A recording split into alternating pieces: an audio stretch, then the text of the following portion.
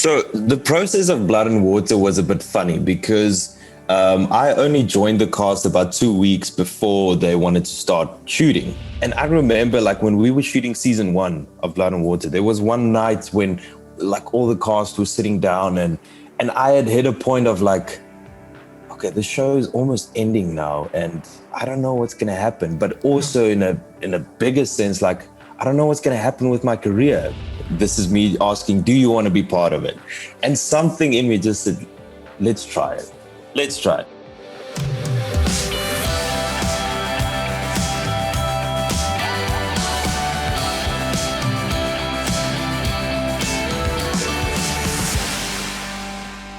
Hi, I'm Yaku. Hi, I'm Kalen. Hey everybody, and welcome back to Department Spotlight. It's the show where we speak to our friends and colleagues about their experiences in the film industry. Just a little heads up, there's some constructioning happening in the area, so if there's a little bit of noise, we apologize for that. But anyways, today we are speaking to Arno Greeff, who is probably best known for his role as Chris in the hit Netflix show Blood and Water. So he's done so many things before Blood and Water and since Blood and Water. So we're going to be talking about his career before Blood and Water, everything that he's been getting into, and his experiences on South Africa's second original Netflix series.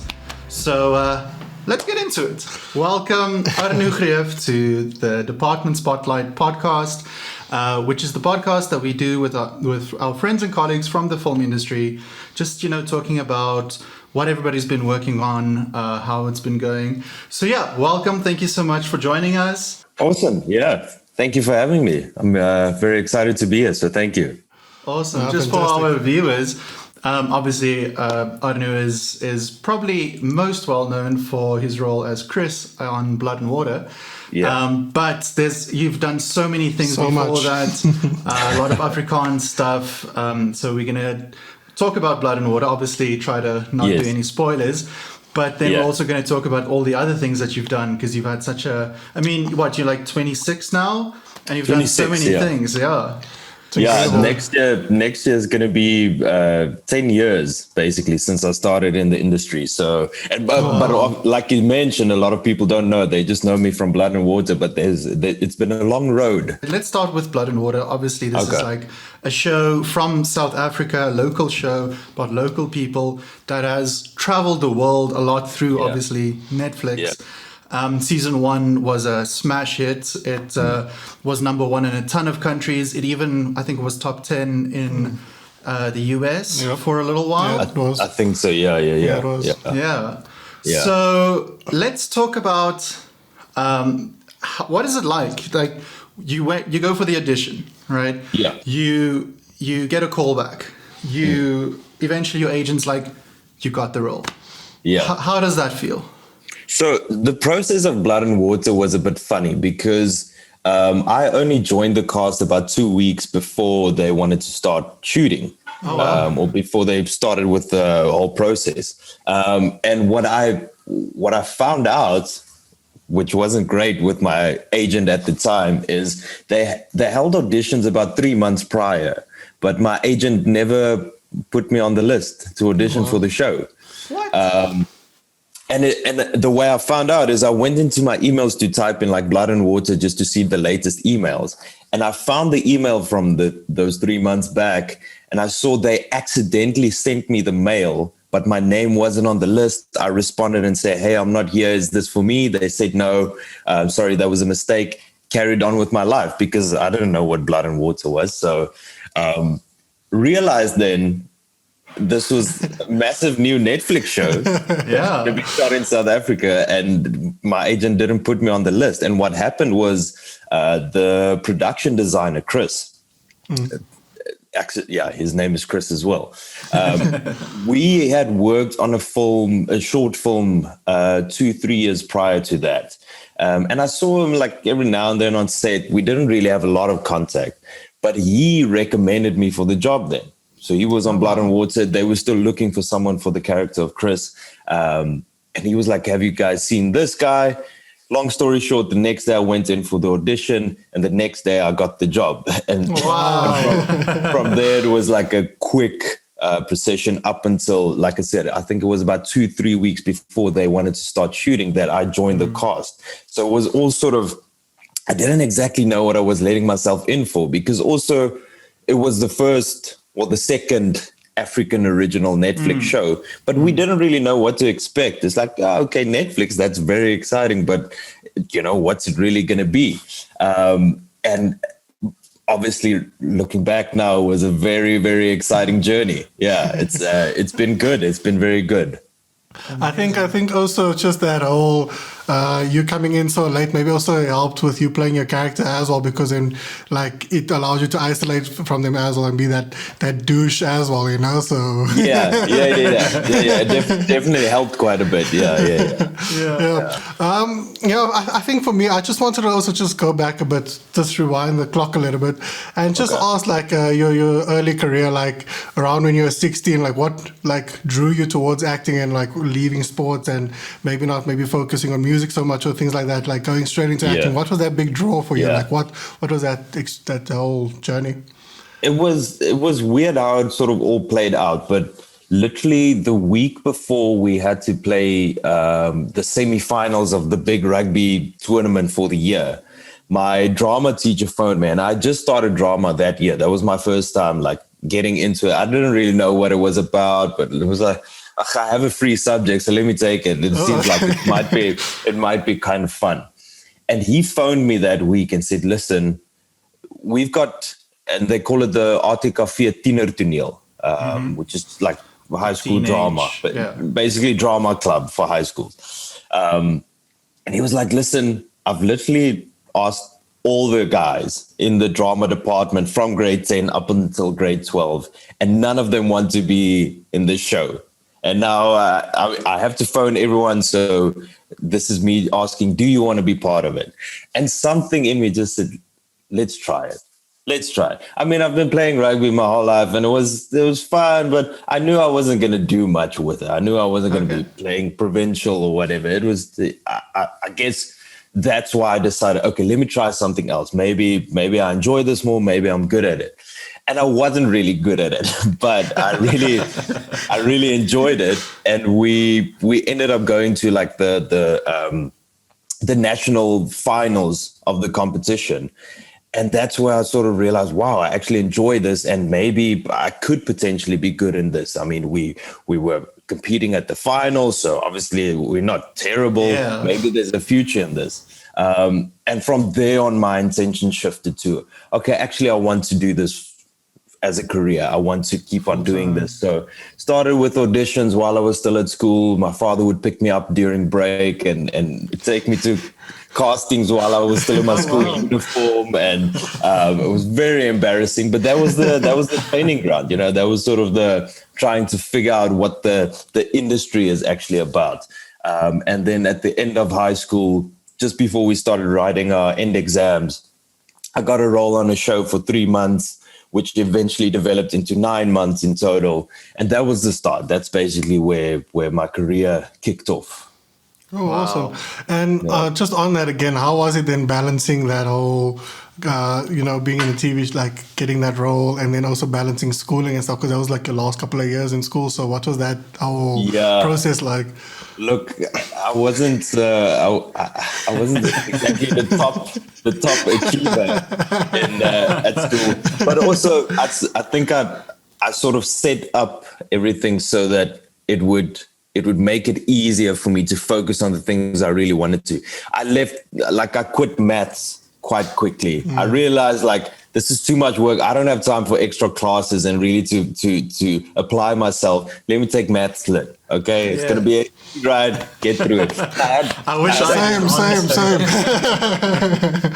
And I picked a couple of other sort of easy subjects that I enjoyed, but I knew there was nothing else that I really wanted to do. I wasn't gonna become an engineer or a doctor or anything that required academic success, if I can put it that way. And I could fill my time then, during break, we do public speaking stuff, or we'd have rehearsals for the drama club, or everything. Like I said, everything was geared towards this, which I only realized now talking about it that was sort of the setup of me learning to be an entertainer, or, just speaking in front of people, that's entertaining people as well. And everything just sort of organically fell into place. It was never forced. So I think that's why eventually it sort of worked out, is just because naturally I gravitated towards things like that, and my life just sort of molded around the dream that I had of becoming an actor. Yeah. And you grew up, was it in Johannesburg or Cape Town? Yes, Johannesburg. Yeah, Johannesburg. Okay. Yeah. So you were like, in the area where film was happening. I think that made it a lot easier because, I went to school in Braamfontein. So that already was like you sort of in the mix, and after was like just down the road, and also having a drama teacher who knew a couple of people in the industry. Like over weekends, I could meet up with another actor and he could give me a few tips, or our teacher would be able to bring in someone to judge our practical exams, but then afterwards they could give us a few pointers as well. And it was always people who were actually working in the industry, which, if I had to grow up in let's say in Bloemfontein, it would have been, using the example, I'm joking, but yeah, I wouldn't have so quickly been able to get into the industry. Just thinking about auditions, my father could pick me up during break, take me to an audition. I could spend 5 to 10 minutes there. He could drop me off again, and he could go on with his work. I went to the audition. It made it a lot more accessible for me to sort of pursue it. And I think also that's like you said, Braam is such a hotspot for like people of the arts and talents and things like that. So I think that's it's really nice that you had that upbringing. Like you said, afterwards down the road, we were after guys down the road there as well. Yeah. And I think, but also just want to speak on to just just like a small point that I read up on one of the things you said in an interview, where you said, just to go back to the whole rugby thing, where you said that acting and rugby are very similar. So I just wanted for you to expound on that. Like, what did you mean when you said that the whole thing? Yeah. I think for me, the whole process of filmmaking has to be, at the root, it's teamwork. It's literally all these different people doing a different job. But if everyone's not on their game and not doing the right thing, there's no harmony during shooting. Like I feel like a film set is so crazy up until the point they say action, and there's just a quiet harmony. And if something's off, if someone didn't do their job, that harmony doesn't exist. And that makes it a team sport. It's like art needs to get this done so that lighting can start lighting there, so that the camera can start setting up the frame. We all need each other on a film set. And that's what I like about it, is like, is that element of teamwork. And then oftentimes it's very physical as well, depending on the character you're playing, depending on what department you're working on a film set. It's physical, it's rough, it can get, dirty. You need a bit of grit as well, I think, if you want to be a storyteller. It's such a beautiful metaphor. Like, honestly, like it is can like that whole idea of teamwork and just the physical. Look, it's very paradoxical, because most of the times no one from a rugby world will come to the world, and sort of they're not supposed to be together. But I found like that's the way I've been able to transition it over and keep what I've learned most of my life and bring it. I understand. I think I'm going to tell my girlfriend I'm playing a sport, Your wife. My wife. So leading off of that, you've been an actor, obviously, on all these big things, but you've also been on the other side of the camera, right? Yeah. We worked on a music video together a little while ago, and then we got to chatting, and you told me about that travel show. That you were basically you were basically the DOP everything. Do you want to tell us a little bit about that? I was the everything, So around about 2016, I started playing around with cameras and learning. Like the inspiration was really Casey Neistat. I don't know if you've seen his YouTube videos, but I bought my first camera because of watching his YouTube videos, and started learning about editing, and slowly started shooting a couple things for CakeNet, just like marketing stuff while I was on set, eventually doing a couple of EPKs. And then the opportunity came up for this show. the presenter and the producer needed sort of a young guy to come in who's going to be willing to do all of the work, because literally so before you go on a trip, the show is a travel show. It's an international, you travel all over the world and obviously cover the best parts of a city or country. So the job would start off with obviously researching the place we're going to. If it's going to be Munich, you need to find the top sort of tourist attractions and some of the quirky stuff. That the show was sort of based around not just the tourist hotspots, but what's the unique, interesting, quirky stuff that you could do. So a lot of research, then writing a script, then obviously making sure everything's set for traveling, getting there, getting visa sorted. And then there, I wouldn't say DOP because DOP sounds a bit fancy. I was the cameraman. I was to guy. I was director. I was producer. I was script coordinator. Whatever had to happen, I had to basically do it in partnership with the presenter as well. So we sort of worked together. But from a technical standpoint, it was just me. And before that, I had never shot anything like that. EPKs is like put the camera on the tripod, maybe set up a light and hook up sound, and there you go. This was next level.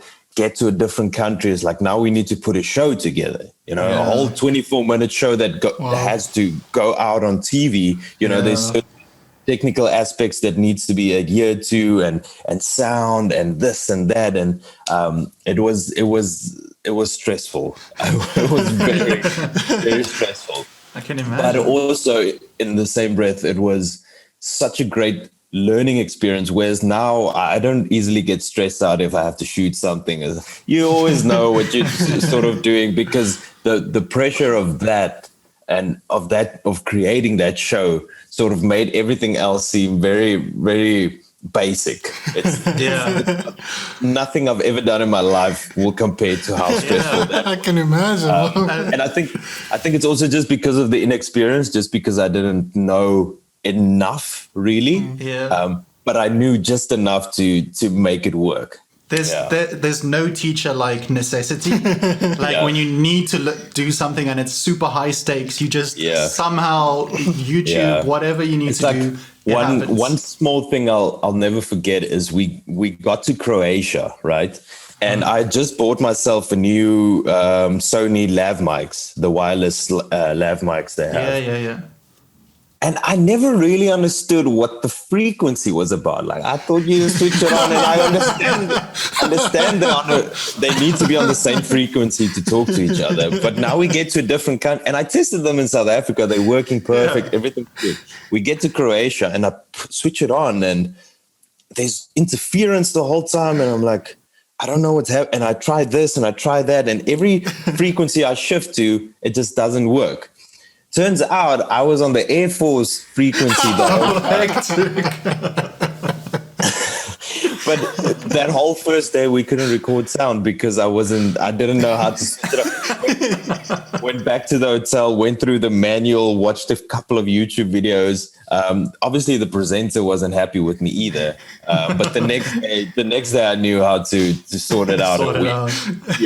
We got it done. You're just hearing strikes happening and stuff. I'm like, that doesn't sound like the presenter. What's going on? Yeah. You just hear this Afrikaans accent going, so they have interference. It was horrible. That's such a cool story, man. Awesome. So you've got all this experience in front of the camera, behind the camera. When you came back after that show, I think it ran for 2 seasons? Yeah. Well, the show is still on, but I was basically there for... Okay, you were there for 2 seasons. Okay. Yeah. Awesome. Yeah, after doing that for a while, I realized, look, I like being a bit more in control and shooting stuff and being part of that process. But it's a lot easier to just be that's what I was going to come back to now. So you came back. What was sort of So now you're obviously being in the bigger sort of shows. I think Vaselinki was like a really big, Yeah. movie. It like was promoted everywhere. I mean, obviously before that, Deep Pro was also a really big Yeah. one. But like, what would you say was sort of your big sort of like, okay, now I'm an actor. Now I've established myself. What would you say was that film for you? I think it was basically during that period of Vaselinki, because at the same time I was on a show called Getrouwd met Rugby, and their studios are right next to AFTA. It's at Atlas Studios. Atlas, yeah. And there I had quite a big role. I was on a permanent contract. I was part of the lead cast. Then in between that, I got the role on Vaselinki as well, and this was a massive film, and it won like the best film of the year at the Silver Scaramuffers, and I was nominated as well. And then I started sort of feeling, okay, wow, this is now not just more like a dream. This is actually becoming reality. Yeah. But then I sort of, after spending so much time at the Soapie at Getrouwd met Rugby, I started to get bored. It was like, okay, I mean, yeah, cool, but like I want to do series and I want to do more films. And I think that's what Vaselinki did, is because I did it during my time at Getrouwd met Rugby, when I got back, it felt a bit dull. It's, the experience of a studio soapy setup and a film experience is completely different. And I love the more collaborative effort of a film, and the sort of nitty gritty, dirty stuff. It's a lot more intense trying to create a film in a month or how much time you have, compared to something that's in a studio 3 cam and you just sort of go through your paces. Yeah. So when I got back to the show, I was a bit bored. I wanted to do more, and that's when I decided, okay, well, let me quit, which is obviously not the best thing. Like if you've got a constant salary, that's a good thing. But then I had like a couple of months where I obviously didn't have a lot of work, not a lot happening, and then the show happened, Leef Your Reis happened. But all of that sort of primed me for what was still to come. Because after I quit Getrouwd met Rugby, those little films I did with the guy on Blood and Water, it happened during that time.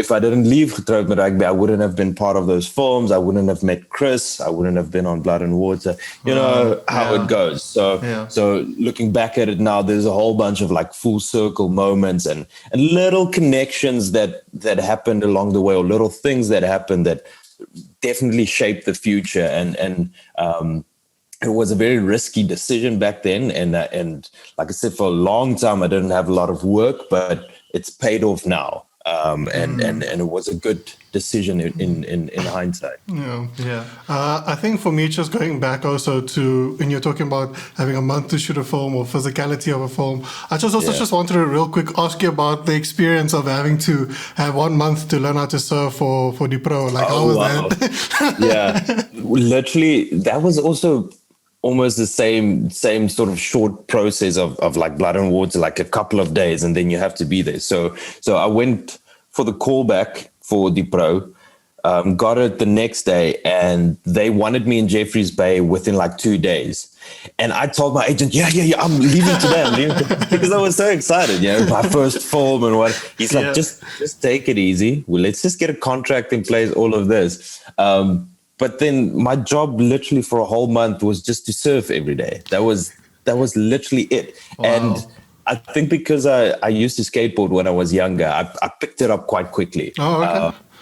Like within the first week, I was standing up and progressing like from those soft boards to like a proper surfboard, and going from the whitewash to the actual waves. And the first like week was tough in terms of fitness, because you're not used to like you paddle out and then one big wave comes and it just pulls you out back all the way and you need to go again. So the fitness of it was quite difficult. But then after 2-3 weeks, you stay out there for hours. Like you don't even want to come back. And the sad part is like I really became quite good.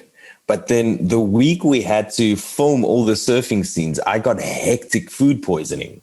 And I was in bed for about, I think, 3-4 days because it was a combination of food poisoning and heat stroke or sunstroke.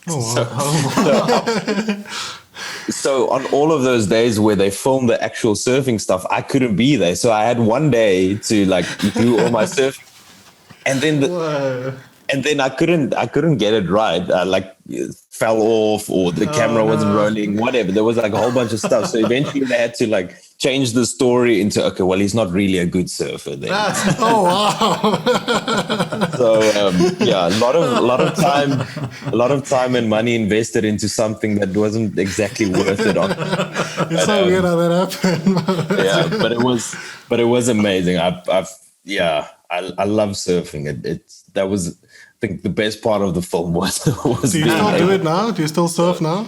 I haven't gone for a while because I'm in Cape Town now. I've been like trying to organize with friends because now I'm too intimidated to just go by myself. You know, there's there's a whole sort of culture and etiquette with surfing, and it's intimidating for me to like just rock up at a beach and go surfing with the locals because you don't know, like, you need vibe. To guide you in. It's like going to a biker club, you know. You just need to you can't just rock up there and be like you just need a friend to sort of lead you in and just introduce you to the environment. You should call up Casey Neistat and just be like, let's go surfing someday. when he's here, or Sam Calder. I see he's in Cape Town. Okay, awesome. So after you sort of like getting these big jobs now for a while, then lockdown happened, right? And it's been like, I guess that was like a super, I mean, for everybody in the entertainment industry, all of us, we were like, what are we going to do? Because all of our work, like you said, it's a team sport. We need other people around to make TV, to make film, to even do ads, whatever we need people. But to steal one of your questions, you've actually been pretty busy since 2020.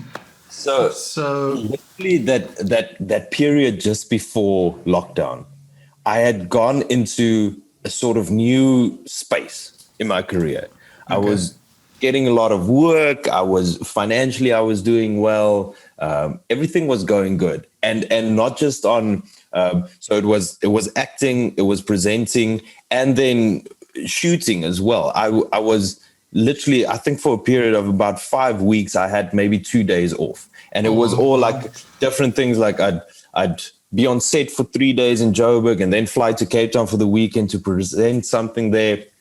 Fly back to Joburg, shoot an event or whatever it may be. So everything was just sort of blooming during that period. And then COVID hit and everything just stopped. And man, everything was going so well. Like it felt like for the first time, everything was going so well. And then it just stopped. And for those first couple of weeks, I was like, I didn't know what to do now because all the projects were either canceled now or being pushed out. Most of my filming was around events and like corporate stuff. So all of that was gone because you don't have conferences, you don't have live events. I used to do a lot of work with a company for DSTV. We'd shoot all their festivals and things. And the presenting job I had was also like covering festivals around the country. So that just immediately it's gone. That's gone. Acting stuff was being pushed out, and I didn't know what to do. And luckily, I had that period of like doing really well, so I didn't have too much stress. But eventually, I was like, okay, some shit needs to happen now. And then at the same time, like waiting for Blood and Water still to come out because we shot the first season, but like I'd spent that money already, and we're still waiting for the show to come out. And for me, it was more about this is me getting into a new market, more doing English work, and I needed the show to come out so people could see me there and see what else I could do. And like things we're just waiting. It felt like a waiting game the whole time. But funnily enough, like as soon as that came out, or just before that came out, everything started to change again, where I'm in the best place I've ever been in my career. And what's great is I'm at a point now where I used to have to do so many other things, like shoot things and do the odd job here and there to sustain my acting career. Whereas now I don't have time for the other stuff anymore. I can just be an actor, which is where I've always wanted to be. And that's amazing. It's like, even though things have been tough over the past few years, I've been very, very fortunate to like get new jobs and get new opportunities. And usually like I'll get a job, but then you don't know what's happening for the next 6 months. Whereas now I'm in a position where I kind of have an idea of like, okay, that season is still coming and we're still shooting this and going back there. So it's actually been the best 2 years of my career. It's weird to say it, but somehow things worked out to where I'm sitting here now. But I also want to preface it with like, things haven't always been this way, like we say, people see season 1 Blood and Water, wow, but they don't know the 7 years before that of like really struggling and building and things not working out and a lot of tough challenges along the way as well. And still it is not as if everything's great now, but at least I'm working, I'm busy. I feel like I've reached a point now where people actually want to work with me, and I now only really feel like, okay, now I'm an actor. It's not a dream anymore. It's not something I just aspire to be anymore. It's like you are a professional actor now. You can actually put that in your Instagram bio now.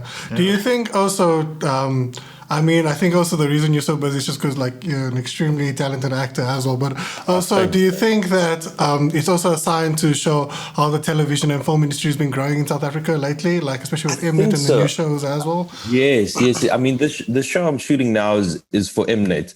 And I remember like when we were shooting season 1 of Blood and Water, there was one night when like all the cast was sitting down and I had hit a point of like, okay, the show is almost ending now and I don't know what's going to happen. But also in a bigger sense, like, I don't know what's going to happen with my career because I'm moving into an English space, but historically there's not been a lot of work English-wise for white actors just because there's not a lot of investment into that. It's like with your Afrikaans, there's Kyknet and Via and all that. There's a lot of space for that. And then there's obviously the big SABC market, and it relates directly to the demographics of the country. It's nothing funny.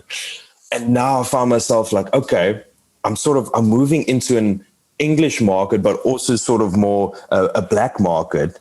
And I'm this white dude, and like, is the Afrikaans industry going to still like want to work with me? And is this going to work out? And it was a weird sort of transitional phase. And I was stressing about it. And then all of a sudden, Mnet starts investing more and Netflix starts investing more and a lot more opportunities just opened up all of a sudden.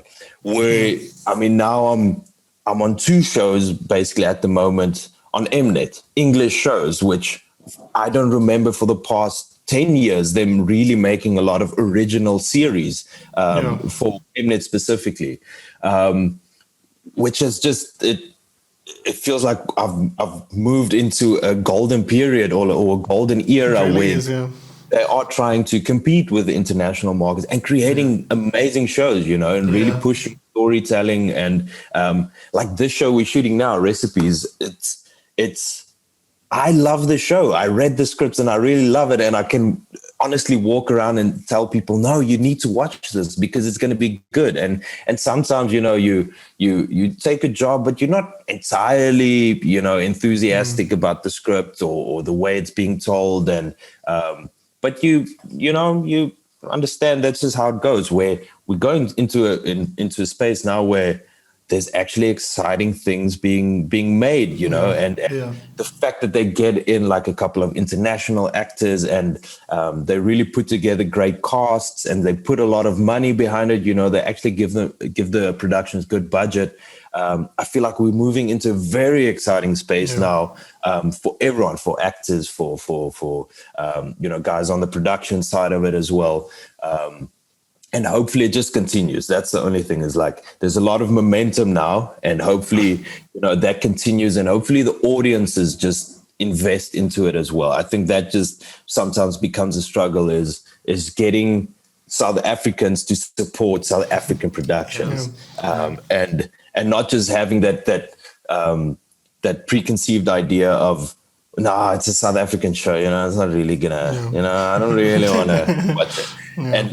And changing that mindset to just get them to watch it. Just watch one episode, maybe two, and you'll see like we're creating amazing stuff now. Yeah, no, I totally agree. I know with the whole audience part of it, like I think definitely, especially us with Mnet as well, pushing so much new original content, it's becoming quite like a beautiful landscape to watch grow and stuff. Because I know, especially this morning, I was showing my wife, I'm like, this is who I'm speaking to today. She's like, oh, it's Ben from Legacy. Oh, wow. Yeah. And I was like, yeah, because her whole family, like every night they watch Legacy. So she was telling me your whole story arcs and everything. She was like, this is what happened. And it's just so nice to hear how excited people get about local content and local actors and stuff. So I just wanted to just talk real quick about just your craft a bit more. I know that you once mentioned that there's nothing better than performing live, and I just wanted to ask you, what's like the attraction to a lot of screen actors to the event of like acting in theater? Like, what's the draw? I think it's just there's a heightened sense of like focus and discipline that's needed for that. When you're doing film acting and anything with the camera, you've got a couple of different takes, and I know myself as well. Like the first take, I'll try my best, but I know like I'm not really feeling it yet. By the third take, it's like, okay, now we've found the rhythm. Now we're getting into it, Where with live performance, it's you need to be on it. You need to get into it, and you can't hide behind like, saying your dialogue and then. What's my cue? You can't hide behind that, and that's thrilling, and that's a lot of adrenaline and getting into it. And I mean, I haven't done a lot of live stuff in the past few years, and I've also found that I've changed my style a lot to suit film acting and TV, more series, single cam stuff, because it's. You can't just look at acting as this umbrella thing of like all of it's the same. The intention might be the same, but the technical thing, the technical nuances of shooting a film is way different than what you would on a soapy where it's multicam, and I think it's often overlooked. Like people get onto a set, but they don't know like, okay, well, he's shooting on an 85 right now. So that's very close. So I can't be moving a lot because it makes it difficult for him. Also, I'm just not going to look good. So as soon as you start picking up on those little things, also sound, it's like you need to make sure you can't be ruffling papers while you do, because maybe you're going to have to record an ADR after that and you're just going to sound like shit. So the more you understand the technical side and adapt your performance to that, the easier it makes it for everyone on set, but also it makes you look better. And I very rarely get any sort of feedback from that, because no one's going to tell, oh, yes, man, your mic technique was just, but it's as a sound guy, I appreciate that. but it's in the small things of like, I like to believe if that guy is working on another job again and they're looking for someone to play this role or whatever, maybe you come to mind, or maybe people start to they can't place it, they don't know what it is, but they just feel like it's easy to work with you. And maybe it's just because like you do those things right, hitting your marks, making sure you're hitting your marks and understanding why. It's like because the DOP set it up specifically. So if you're not there, the light is not hitting you and this is not happening, and they can't see the bowl in the back of the scene, which is like integral to the story, small things like that. So like I said, I've spent the past couple of years really like zoning in on that and making sure that I'm the most efficient film actor that I can be. And I think it will be difficult for me to transition back into sort of live performance and even multicam as well, because it's a whole different world, But that's what I like about it, is like getting different experiences. At least I've know quite a bit about every little part, so you can adapt to it more easily. I think for actors, like you need to work at that and try and get those experiences just to give yourself more. That's what experience is about, is being able to walk onto a multicam set or a stage or a film set and be comfortable and understand the little technicalities of your performance. Yeah, no, that's beautiful. That really answered my next question completely, because I was going to ask about the differences from all of that. And I think it's important that you get that experience, because it just helps with that toolkit, you know, just taking this from there and there so that you can take that different cool toolkit of different experiences to each thing that you use. So, yeah, I think I'm happy with all my questions on that side. Cool. I think, Yaku, I don't know if you want to grab that last one there. I just wanted to, before we ask the last thing, so it feels like we're jumping around a lot, but I just wanted to ask, what was it like shooting Blood and Water Season 2 during, you know, lockdowns with quarantines and COVID tests and all that stuff? Because I know we spoke about it a little bit when we worked together earlier, but I think that's like a really interesting thing for our audience to also know, like, because you guys shot this, what was it, late 2020, early 2021? It was basically this time last year. We started. Finish the question before I run. I just wanted to give a little context. So back then we were level 4, I think, of lockdown. Yeah. So we had gone through another period of like lockdown easing and things going better, and that's when they said, okay, cool, we can start shooting. And then we went into hard lockdown. Pretty much again, alcohol closed down, you know, curfew is like 9:00, all of that stuff. So first of all, we started, I remember the first day we had our script read through was the 6th of October, right? We had that, we had our fittings, went back to Joburg, was supposed to come back in like a week's time to start shooting. Get a call, no, we're starting 2 weeks later because of complications. Eventually, another 2 weeks go by, I come down to Cape Town. Now we're already like deep in November. We shoot 1 or 2 days, someone's got COVID. Oh, wow. Cool. We're down for another 3 days, everyone needs to get tested. Shoot for a couple of days, someone gets COVID. Same story. Eventually, 3 of the lead actors get COVID at the same time. So now for 2 weeks, we couldn't really do anything. And they'll pick up like little scenes wherever they can. But essentially, we're a month into shooting and we're 2 months behind schedule already. Oh, wow. But apart from that, like obviously that's frustrating and difficult, but I'm not the producer. So I just sit in the hotel room and I wait it out. For them, it must have been a nightmare.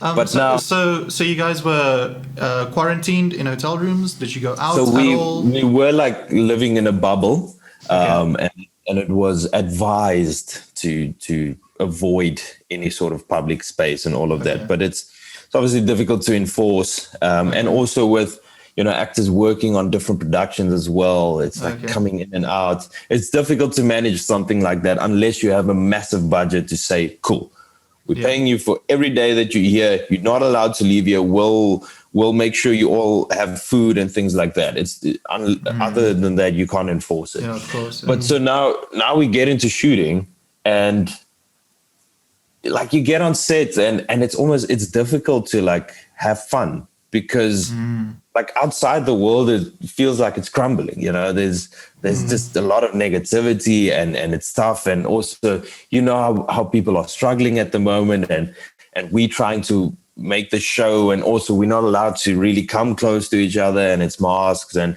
that makes it difficult because you don't have that social interaction before a scene really to get into it and get more intimate and create the chemistry between all the different characters.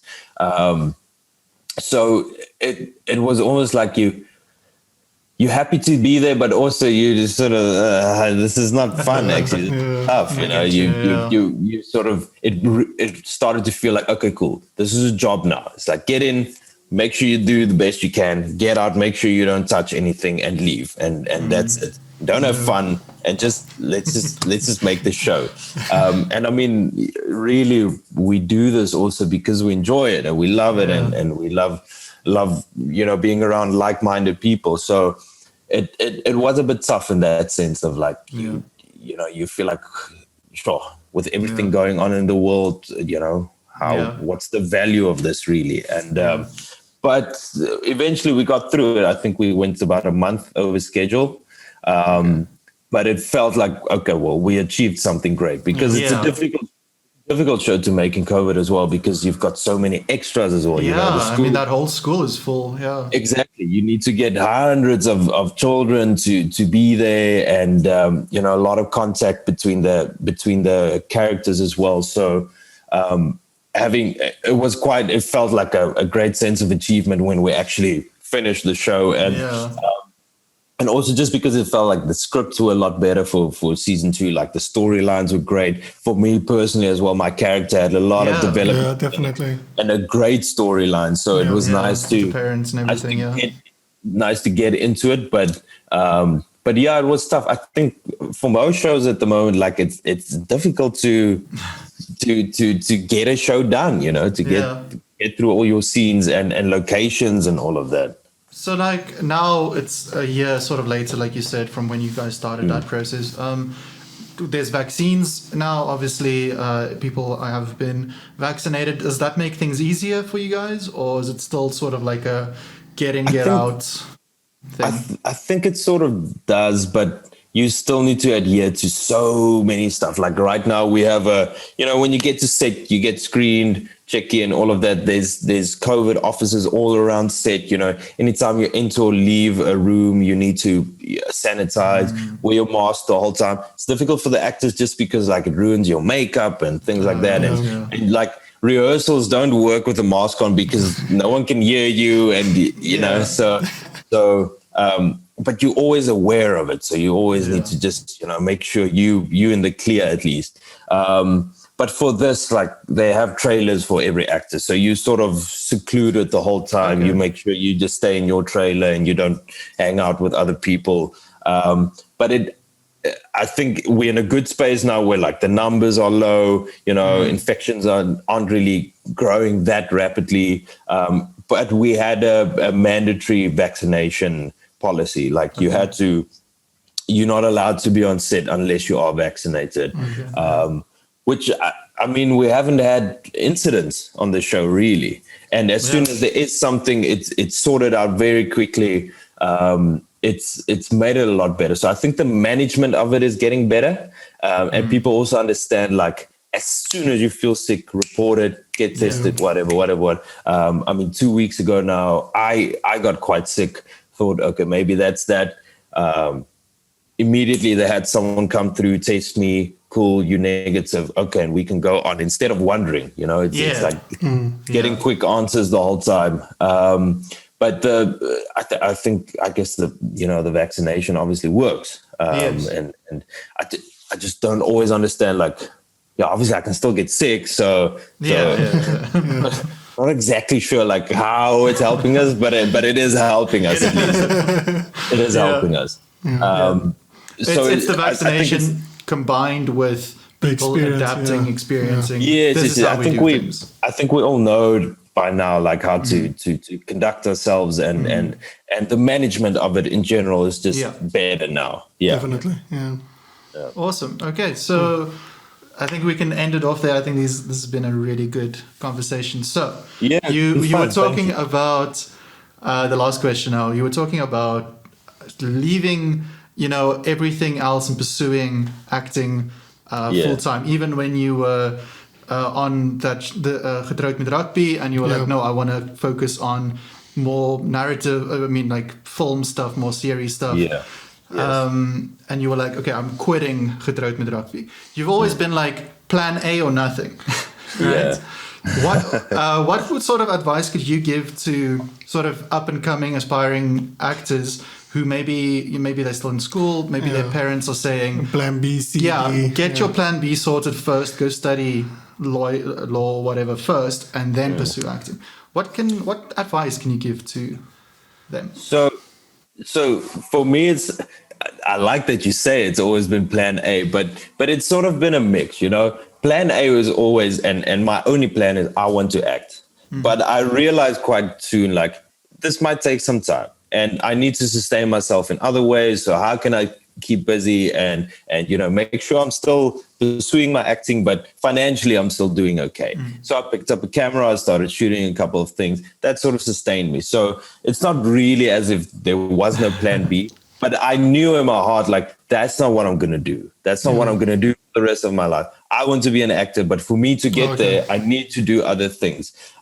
So patience. I think the biggest thing is, it sounds cliche and every motivational video talks about it, but patience, because literally when I started out the first year, I would get frustrated because why am I not the most famous actor in this country yet? Why am I not playing the lead in every single film coming out? And I had to grow, you need to learn a couple of different things. For other people, it's different. Like if I think about Blood and Water, like Amma, who plays the lead, that's a first big thing. And she just shot to stardom, and the journey is different. But I feel like she was primed for that. Like when you talk to Amma as well, she's not scared. Like I used to be scared. She's just like, no, I'm here. I'm ready to do the work. And this has been my dream for forever. For me, it took like a long while of like, sure, is this really what I want to be doing? And this and that. And had to go through a couple of different challenges. So patience is a big thing. Is like your time will come. Your time will come, but you might still have a lot of growing that you still need to do. Now I feel like I'm ready for it. Like you can bring anything now. I'm ready for it and I'm going to deliver a good job, where a couple of years back, I didn't feel it. I wasn't as confident. And then the thing that, like I said, that's often overlooked is like discipline and understanding the different mediums and understanding different departments on a set as well. It's like, if you want to be a great actor, you need to go and learn all the different elements of the job. It's not being able to cry doesn't make you a great actor. It just means you can cry. Wow. Okay, cool. That's not what it's about. Is you need to go and learn how to be efficient as an actor and become disciplined with that as well. So and that's my 2 bits of advice, because the rest of it is not in, like, you don't have control of it. Being an actor, you need to understand you don't have control of it. You go for a casting, you do a great job, but you just don't look right. And it doesn't mean you look ugly or what. It's just you don't look right for this. Or sometimes it happens. It's just like the channel decides, listen, we actually want to push this guy or maybe this, whatever. It's not in your control. So do whatever you can and make sure wherever you go, you leave a good impression, because that's probably going to lead to your next job, not just your good audition or your ability to cry. If you decide I want to be an actor, you need to commit to it. Yeah. It's not like, maybe if it works out. Like I always knew this is what I want and I don't want to do anything else. And I've been telling my girlfriend as well, is like, it's such a relief to finally be in a space where I don't have to do anything else, because this is what I've been working towards. But sometimes you'll have to, just maybe take an odd job, maybe go work art department for a while, but through that process, you'll learn more. You'll become a better actor for that as well.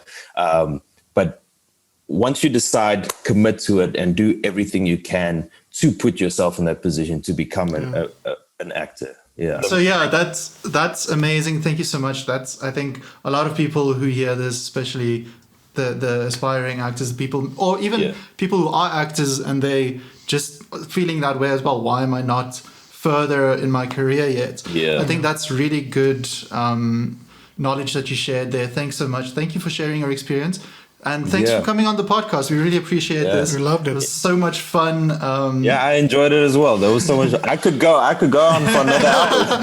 We'll book you for 12 hours next time. Please do. We'll do another podcast with you very soon. Cool. Thank you so much. And thank you guys. I really appreciate it. Thank you for the research as well. I picked up on that. No stress, man. I mean, when you have it's just like, I love just diving into your history. It was really awesome to just find out so much about you, because it's a really incredible story. It's a very interesting, your career is very interesting. It's very inspiring as well. So thank you. And I think the knowledge that the advice you gave at the end is not just for actors. I think for directors, writers, everyone can learn from the dedication, the patience and all of that. So thanks so much for that. Awesome, Yeah. Jazz. Well, thank you so much for having me. Eh? Thanks again, Arno. That was such an amazing conversation. I think our listeners and our viewers got to learn so much and such great advice at the end there. Thank you so much.